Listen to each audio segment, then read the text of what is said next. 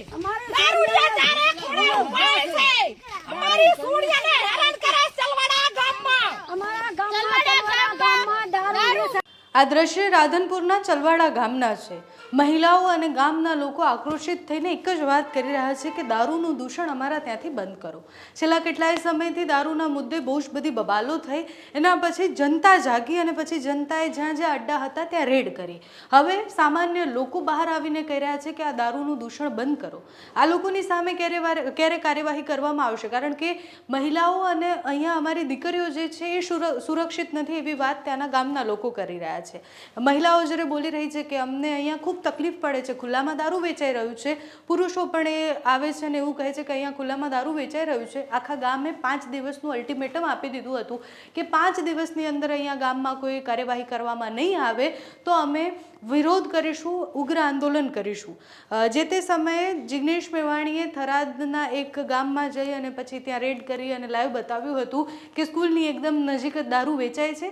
એના પછી એ મુદ્દો ખૂબ મોટો બન્યો, આખા ગુજરાતભરમાંથી એવા દ્રશ્ય સામે આવ્યા કે જેમાં જનતા જઈ અને પછી આવા અડ્ડા ઉપર રેડ પાડતી હતી અને એ બધા જ બુટલેગરોને ખુલ્લા પાડતી હતી। પણ એ બધા પછી શું થયું, કાર્યવાહીના નામે શું થયું એ મોટો પ્રશ્ન છે। આપણે અનેકવાર દારૂની વાત કરીએ છીએ, તમને મને બધાને ખબર છે કે ગુજરાતના કયા ખૂણે કયા વિસ્તારમાં કેટલા અડ્ડાઓ છે બધાને ખબર છે, પણ એ લોકો સામે કાર્યવાહી કેમ નથી થતી એ બધા જ પ્રશ્ન ત્યાંના ત્યાં જ રહી જાય છે।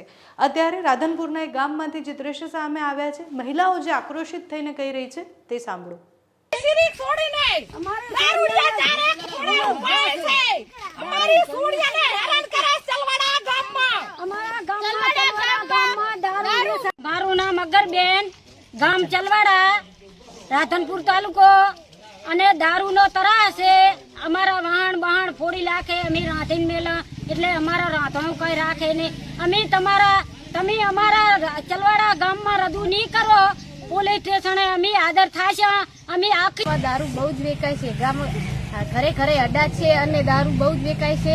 અને દારૂવાળાના અડ્ડે જાય તો અમે ફરિયાદ લઈ જાય તો અમને એમ કહેશે કે તમે શું કરી લેશો, પોલીસવાળા કે શું કરી લેશે, અમને બધા એમ ધમકી આલે છે। ધમકી આલીને એમ કહેશે કે અમે તો દારૂ વેચવાના છે, તમારાથી જે થાય એ કરી લો। એટલે હવે અમે બહુ જ થાકી ગયા છો દારૂના લીધે।